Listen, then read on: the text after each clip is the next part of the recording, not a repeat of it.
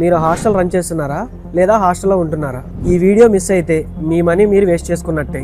ఇది మాదాపూర్లో ఒక hostel story. Last 3 months నుంచి వాళ్ళకి సడన్ గా ఎలక్ట్రిసిటీ బిల్ పెరిగింది. యూసేజ్ మాత్రం ఏం మారలేదు. రోజు యావరేజ్ గా 200 యూనిట్స్ యూస్ చేస్తున్నారు. బిల్లులో మాత్రం 500 ఛార్జ్ అవుతుంది. ఈ మిగిలిన 300 యూనిట్స్ ఎక్కడి నుంచి వచ్చాయి? ప్రాబ్లం అర్థం కాక ఆ హాస్టల్ వాళ్ళు ఎలక్ట్రీషియన్స్ ని కాంటాక్ట్ అయ్యారు. వాళ్ళు చెక్ చేశారు, వెళ్ళిపోయారు. బిల్లు మాత్రం ఏమీ తగ్గలేదు. భారత్ స్మార్ట్ సర్వీసెస్ ని అప్రోచ్ అయ్యాక నేను చెప్పింది ఒకటే, బిఎస్ఎస్ యాప్ యూస్ చేసుకొని డైలీ మీటర్ రీడింగ్ క్యాప్చర్ చేయండి. ఓన్లీ 2 days డేటా చూడగానే ఇష్యూ క్లియర్ గా అర్థమైపోయింది. కేవీఏ ఆర్హెచ్ లీడ్ వల్ల ఎఫెక్ట్ అవుతున్నారని వాళ్ళకి అవగాహన లేదు.